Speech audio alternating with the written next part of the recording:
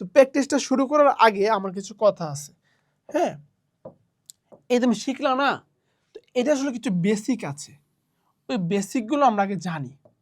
যেমন ধরো তুমি আসলে সম্পদ কোনটা চিনো না, তো তুমি কেমনে বুঝবে এটা সম্পদ? তুমি আয় ব্যয় চিনো না, তাহলে হবে না।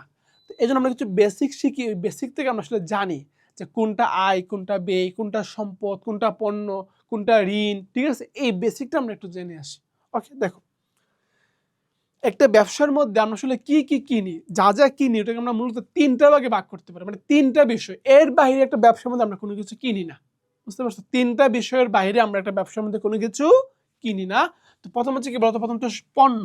আমরা কি কিনি বলতো? আমরা অবশ্যই আমরা পণ্য কিনি, কারণ পণ্য ছাড়া তো ব্যবসায় চলবে না। আচ্ছা, তারপর আমরা কি কিনি বলতো? আমরা সম্পত্তি কিনি, বড় বড় সম্পদ কিনি। আচ্ছা, তারপর হচ্ছে আমরা মণিহারি কিনি। আচ্ছা, এখন এই পণ্য জিনিসটা আসলে কি, সম্পদ জিনিসটা আসলে কি, মণিহারি জিনিসটা আসলে কি?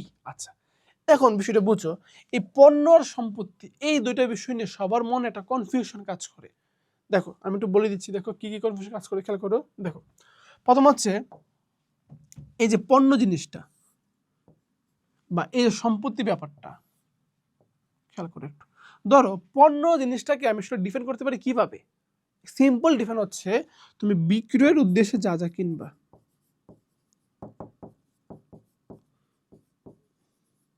বিক্রয়ের উদ্দেশ্যে তুমি যদি ক্রয় করো, কি করো বলতো? ক্রয় করো, একদম সিম্পল বিষয়। তুমি যদি বিক্রয়ের উদ্দেশ্যে কোনো কিছু ক্রয় করো, ওটা কি হবে? ওটা তোমার পণ্য হবে। বিষয়টা ক্লিয়ার? এই যে বিক্রয়ের উদ্দেশ্যে কোনো কিছু কিনছো মানে কি? ওটা তোমার সিম্পলি পণ্য।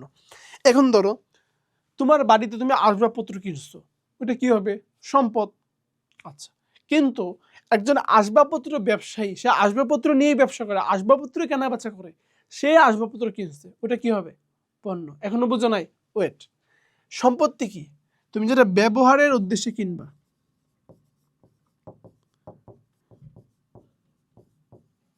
ব্যবহারের উদ্দেশ্যে কই, ওটা কি? ওটা হচ্ছে আমার সম্পদ। সেটা ক্লিয়ার?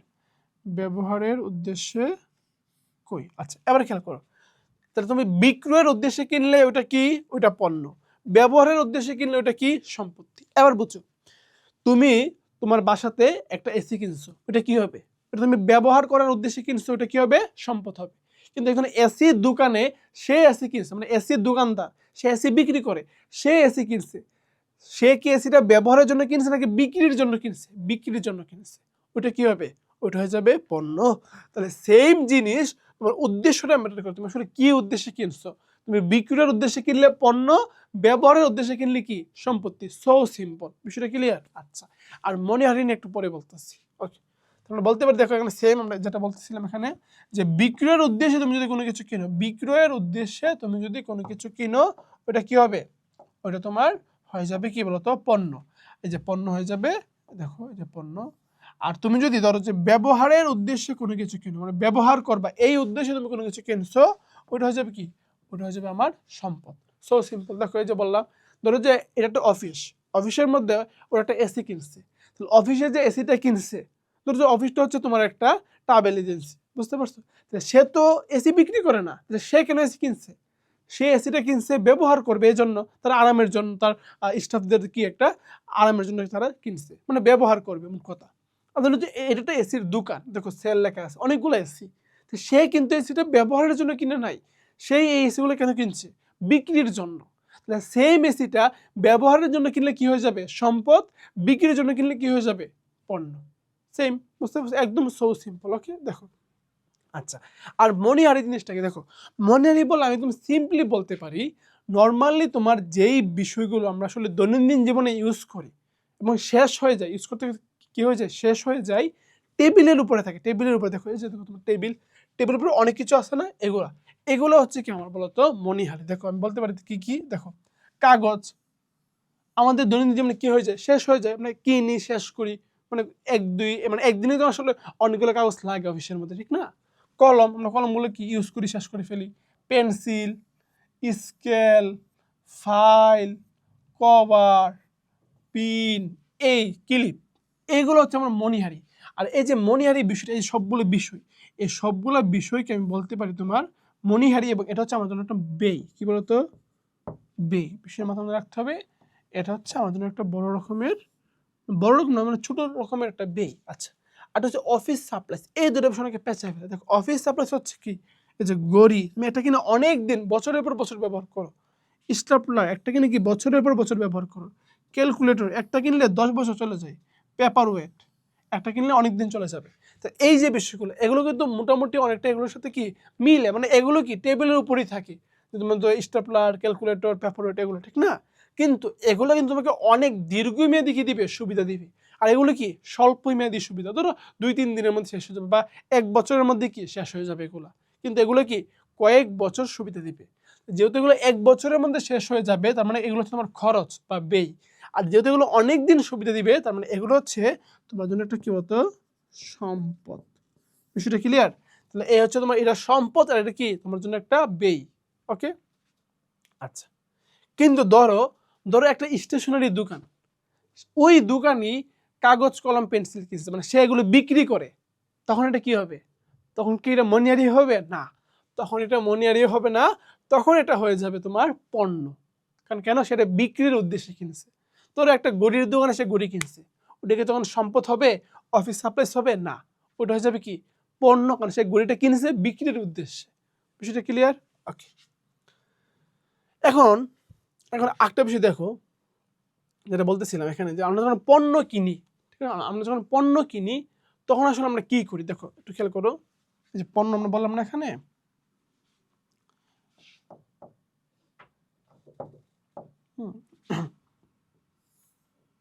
খেয়াল করে একটু এখানে দেখো, এই জন্য বললাম পণ্য।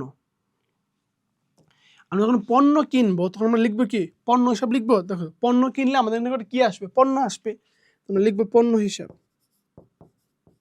পণ্য হিসাব। কিন্তু মজার ব্যাপার হচ্ছে কি জানো, পণ্য নামে কোনো হিসাব নাই। তাহলে পণ্য কিনলে লিখতে হবে কি, লিখতে হবে আমার কই হিসাব। বিষয়টা ক্লিয়ার? আচ্ছা, সম্পত্তি খেয়াল করো, সম্পত্তির ক্ষেত্রে কি হবে দেখো, সম্পত্তির ক্ষেত্রে আমি যদি সম্পত্তি কিনি, সম্পত্তি কেনার ক্ষেত্রে কি আমার সম্পত্তি বাড়বে কিনলে, সম্পত্তি বাড়লে হবে তোমার সম্পদ হিসাব, ওই সম্পদের নাম, ধরো আমি কিনছি আসবাবপত্র, লিখতে হবে কি আসবাবপত্র হিসাব।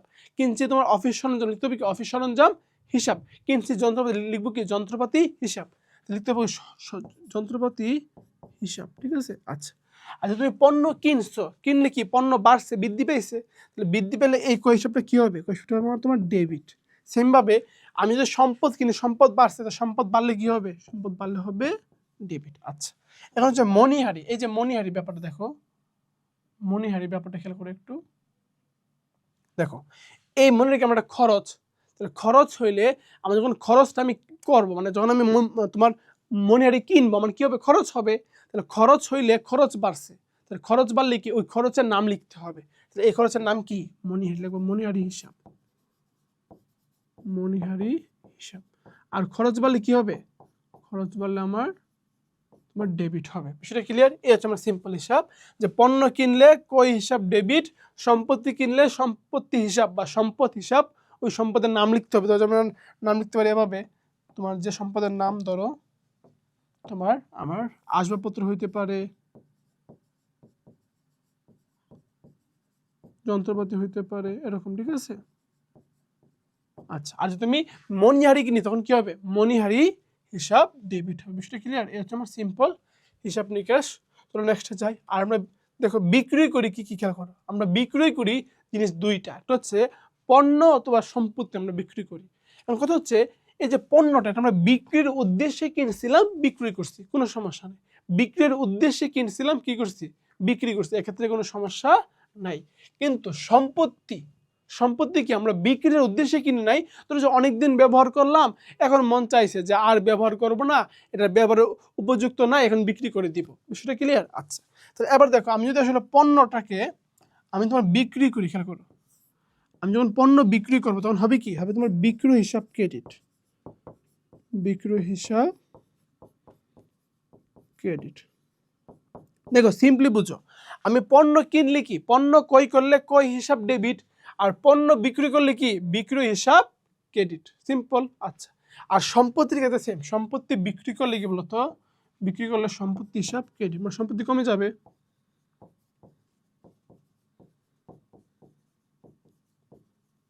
আচ্ছা, আরো তোমাকে আমি আরো সিম্পলি বুঝাই, দেখো পণ্য বিক্রি করলে বিক্রি হিসাব ক্রেডিট। আমি যদি পণ্য ক্রয় করি তখন কি হবে? পণ্য ক্রয় করলে কি হবে খেয়াল করো, পণ্য ক্রয় করলে ক্রয় হিসাব ডেবিট,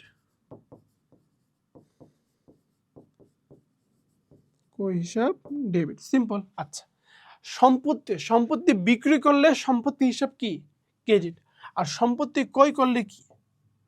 সম্পত্তি ক্রয় করলে সম্পত্তি হিসাব ডেবিট।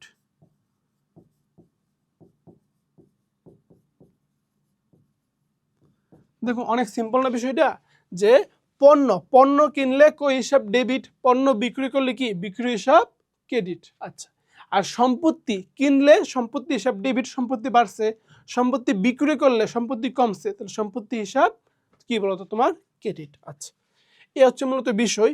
আচ্ছা, এখানে আরেকটা বিষয় বলি, যে এই যে ক্রয় বিক্রয়টা, এই যে তোমার এখানে কেন ক্রয় হইল, কেন পণ্য হইল না, এখানে কেন বিক্রি হইল পণ্য হইল না, এই বিষয়টা আমি একটু পরে বলতেছি, একটু ধৈর্য ধরো। ওকে, আচ্ছা, এবার খেয়াল করে এখানে পণ্য ক্রয় এবং বিক্রয়, পণ্য ক্রয় এবং বিক্রয়, এক্ষেত্রে আসলে মানে বিষয়টা কি, ঠিক আছে? দেখো একটু বুঝো। দেখো, তুমি যদি একটা পণ্য নগদে কিনো বা একটা পণ্য নগদে বিক্রি করো, কিনো অথবা বিক্রি করো, দেখো একটা পণ্য তুমি নগদে কিনছো অথবা বিক্রি করছো, যে কোনো একটা। দেখো একটা পণ্য তুমি নগদে কিনছো বা বিক্রি করছো, একটু খেয়াল করো একটু। তো তুমি যদি নগদে ক্রয় বিক্রি করো, সেটা কে জড়িত? নগদ জড়িত, তাহলে হবে তোমার নগদান হিসাব, নগদান হিসাব, সিম্পল। আচ্ছা, তুমি যদি একটা পণ্য চেকে ক্রয় বিক্রি করো, চেকে ক্রয় বিক্রি করলে এর সাথে কে জড়িত? চেক লিখতে হবে না, চেক কিন্তু লিখে যাবে না, কি লিখতে হবে? ব্যাংক লিখতে হবে। তুমি এখানে নগদ লিখে যাবে না, লিখতে হবে কি নগদান হিসাব। চেক লিখে যাবে না, লিখতে হবে কি ব্যাংক, ব্যাংক হিসাব। আচ্ছা, এবার দেখো আরো কিছু বিষয় দেখাই। ধরো দাঁড়ে বা বাকিতে তুমি ইয়া করছো, তো দাঁড়ে বা বাকিতে কই বিক্রি করলে আবার ব্যাপার সেবার আছে। কিরকম দেখো, তুমি যদি দাঁড়ে কই করো আর হচ্ছে দাঁড়ে বিক্রি করো,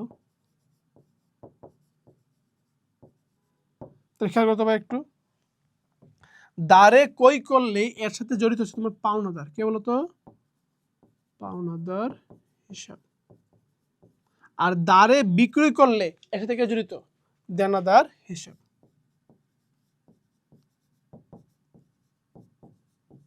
ওকে, আচ্ছা, এখন যে বিল বা নোটে, দেখো বিল বা নোটে কিরকম হবে,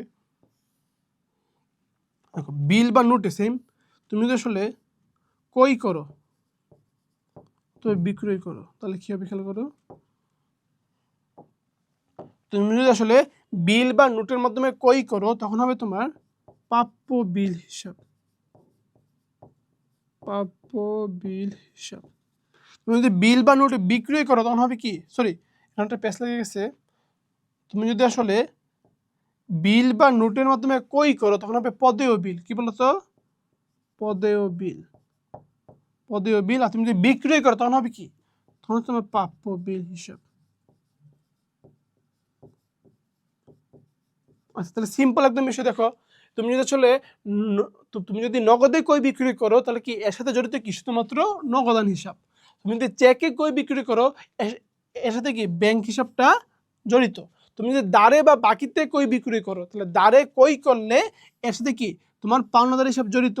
আর তুমি যদি দাঁড়ে বিক্রয় করো এর সাথে কি বলতো দেনাদার হিসাবটা জড়িত। এখন এই দেনাদারের একটা নাম আছে প্রাপ্য হিসাব, কি বলতো? প্রাপ্য হিসাব। আর এই যে পাওনাদার এর নাম আছে কি আমার পদেয় হিসাব, পদেয় হিসাব। ওকে, আচ্ছা, আর তুমি যদি বিল বা নোটের মাধ্যমে কই বিক্রি করো তাহলে কই করলে কি এসে তোমার পদেয় বিল। দেখো কই করলে কে জড়িত? কই করলে এসেছে তোমার পদেয় বিল জড়িত, আর বিক্রি করলে এর সাথে তোমার প্রাপ্য বিল জড়িত। এই বিষয়টা তুমি যদি মনে রাখতে পারো তাহলে কই বিক্রয় সংক্রান্ত জাবেদা নিয়ে ইনশাল্লাহ তোমার মনের মধ্যে কোনো কনফিউশন ইনশাল্লাহ আর কাজ করবে না। ঠিক আছে।